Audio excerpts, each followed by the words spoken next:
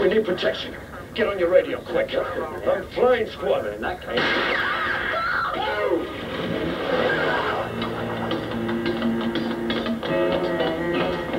I'm a policeman. Take me to the nearest police station now. That can't be. It's a matter of life and death.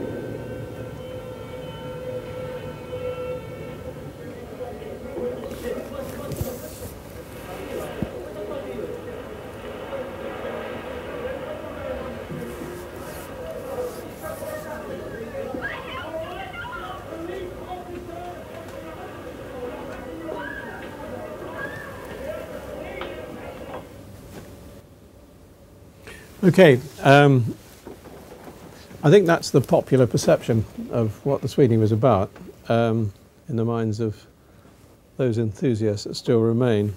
It wasn't entirely about that, but before I talk about the Sweeney, I just thought I'd say a little bit about myself.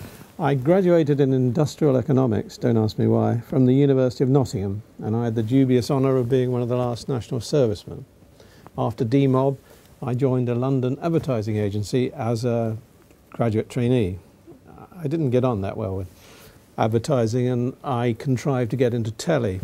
And after kissing a lot of frogs, I was offered a job at ABC Television, which was then one of the constituent companies of the ITV network, then the UK's only commercial television service. I had the rare distinction of starting at the top and working my way down. I was employed initially as the personal assistant to the managing director. But within a couple of years, I managed to get a trainee director job in the factual programs department. After serving my time in the porridge mines of religious broadcasting and ghastly advertising magazines, trainees had to do what nobody else wanted to do. I got into producing and directing current affairs and documentary programs. And I continued in this role at Thames Television, which in the mid-60s was formed from a shotgun marriage of ABC Television and Rediffusion Television. My guide and mentor in those days at ABC was a man now sadly no longer with us, Lloyd Shirley. Lloyd and I remained in contact when he became head of drama at Thames. And always a movie buff, I'd taken to dreaming up drama formats in my spare time, which I used to bombard Lloyd with, and he was always very generous and patient with his advice. At that time, most television drama was made in large studios on an electronic format, recorded onto videotape. And drama production was multi-camera in operation, mainly because of the technical limitations and the economic necessities.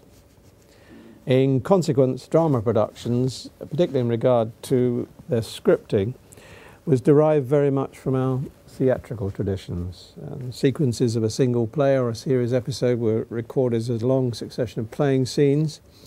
Elaborate sets were often built in the studios. When location material was required, they often used OB, that's outside broadcast, the same system that they use now for football matches. And although when the budget allowed, they did make short sequences on 35mm, the feature film gauge. Now, looked at today, these dramas often look rather slow and cumbersome, lacking the subtlety of film production, which has characterized television drama, I suppose, for the past 10, 20 years. To allow for flexibility of camera movement, they were all lit from above, and that made them look quite dreary, really. Whereas in film, as I'm sure you all know, each shot, each camera angle is separately lit. There wasn't electronic editing of a digitalized nature then, so you know, that was quite slow and difficult, and had none of the subtlety and the creative advantages you get in a cutting room, even a cutting room now which is all electronic.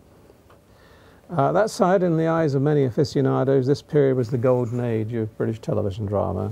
There were successive series of one-off plays produced under banners like Armchair Theatre and Play for Today, and they spawned an amazing range of talented writers, actors and directors.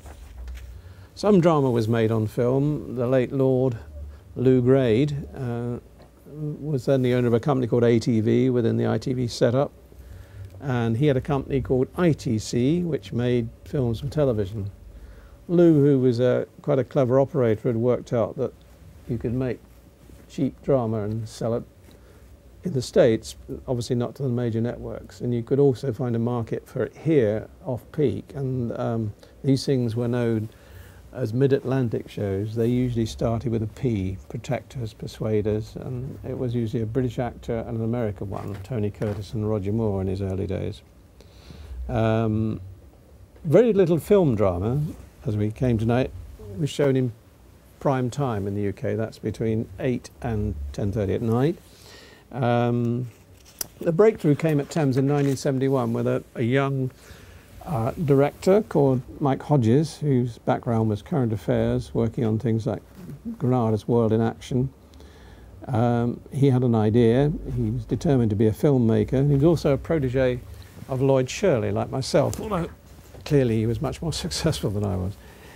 He discussed with Lloyd, Shirley and George Taylor, who was the technical head of film for television, the possibility of making film drama for television on 16mm stock. That was the film gauge used then for TV current affairs and documentary programs. Prior to that, the high priesthood of engineers who determined, or at least regarded themselves as being responsible for technical picture quality in television, had insisted that any original film had to be on 35mm stock. That's the bigger gauge that was and still is used for feature cinema films. And they said 16mm was offered insufficient clarity of image and exposure and wouldn't meet the necessary technical criteria for broadcasting. However, all sorts of changes were happening then in 16mm filmmaking. Often these were sponsored by the demands of the Cold War and the space race. There were small, lighter, more efficient cameras like the Arriflex BL. Film producers like Kodak were manufacturing new, faster stock with improved picture quality. There was smaller but highly effective super speed lenses which needed less light. The development of HMI lamps meant that lighting units themselves could be smaller and needed significantly less electric power. And transistors and high fidelity in recording and sound reproduction meant that sound recording equipment and mics on location were much smaller and giving you an enhanced quality of sound. So there was less demand for the big environmentally controlled film stage in a film studio. And the regulators were persuaded that it was worth making some films, and Mike Hodges, he wrote and directed two television films, Suspect and Rumour, and these were very successful, and he went on to direct the now iconic British film thriller Get Carter, which starred Michael Caine. It was then decided Euston Films would make some more single films and a series, and they decided to make a film version of Special Branch, which was a TV tape show made at their Teddington studios. I was blissful